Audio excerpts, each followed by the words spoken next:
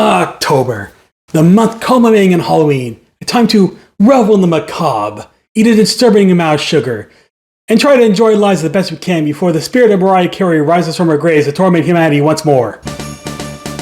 With all that in mind, I think it's best to dig through my collection and talk about a figure that's a little more thematic.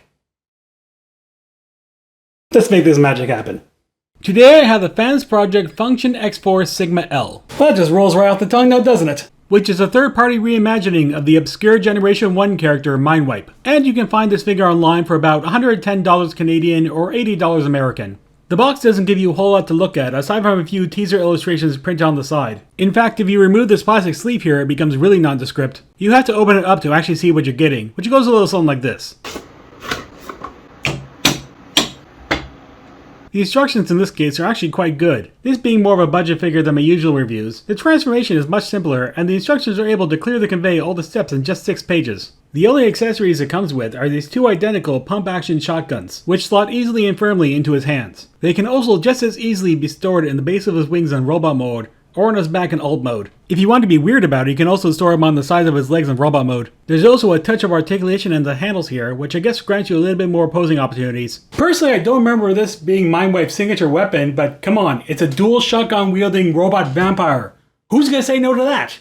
The figure comes out of the box in robot mode, and that's what I'm going to talk about first. There's just no consistency with me, is there? Now, we called this a third-party reimagining of Mindwipe because this figure doesn't really look like his comic book or cartoon counterpart. If anything, they made him look a whole lot better. It's like they took the original concept of the character and redesigned him for a modern reboot in a way that keeps him faithful to the source material, as opposed to whatever this garbage is. The colors are bold and gothic, with deep dark purples, blacks, and reds contrasted by spots of metallic silver and dark green. That raised collar and pouting lips really dig into the whole vampire vibe. Not sure an actual vampire would be sporting crosses on his shins, but hey, at least he doesn't sparkle in the sunlight.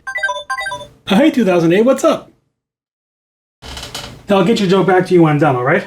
Getting into the articulation, the head has a bit of a side-to-side movement limited by its giant collar, but you do get a bit of a oopsie.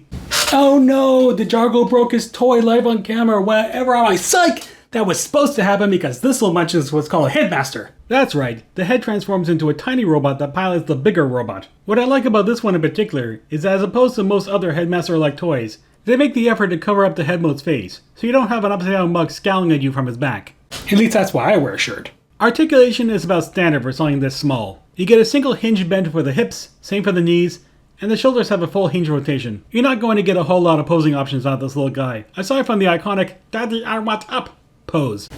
Where was I?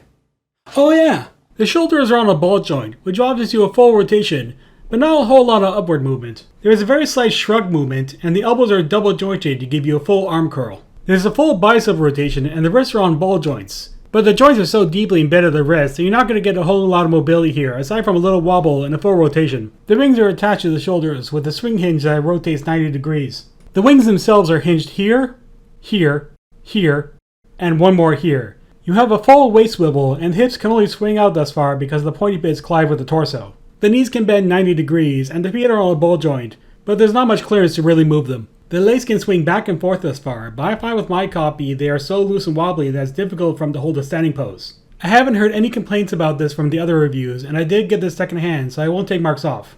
I did attempt to fix this myself, but upon removing the butt screw, I found that the hip assembly still won't come apart. I'm guessing it's because of this peg here, which is either firmly hammered in place or glued in place. They must really not want people getting in there. What secrets does this booty hide? The articulation is not going to win any awards, but that's to be expected of a figure in this price range. I will give credit to the wing articulation, which they clearly put a lot of effort into. They give this figure presence, and they offer you plenty of cool posing options. Though if I had to be ungrateful, I do wish there was one more horizontal joint at the base so I could wrap them around its front and do the cape thing like in Gargoyles. Did someone say clever segue to the transformation?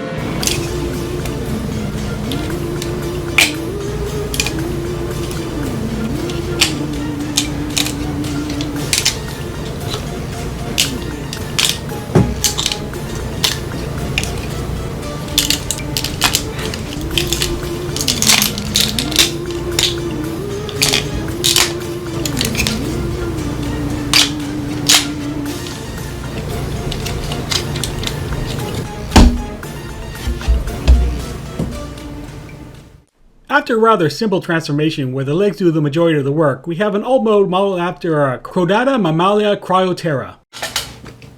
It's a bat. He does noticeably fill out in this form, kind of looking more like a hockey puck from hell than a flying mammal. Plus it doesn't help that the way his arms are positioned, it makes him look like a toddler sitting in a big old armchair. But he does retain plenty of cool factor nonetheless. I particularly like the 6 speakers molded into his torso, which really feeds into the bat motif, and gives off this vibe that he attacks his enemies with deafening psychic torment.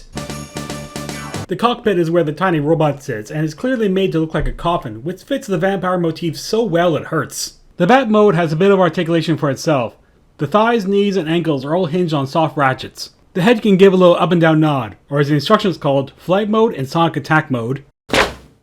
The mouth can open and close, or as I like to call it, humming mode and screaming mode. And the wings have the same amount of articulation as before. Sadly, even with the wings, your posing options for this mode are limited.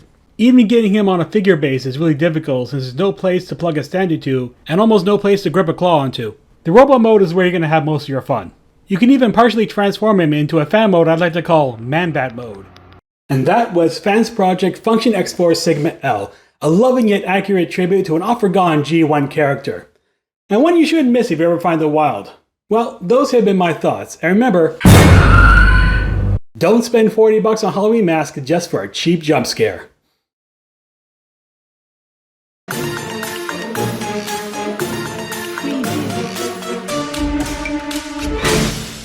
I sure do hope that Mariah Carey doesn't die anytime soon, otherwise that joke would be really bad taste.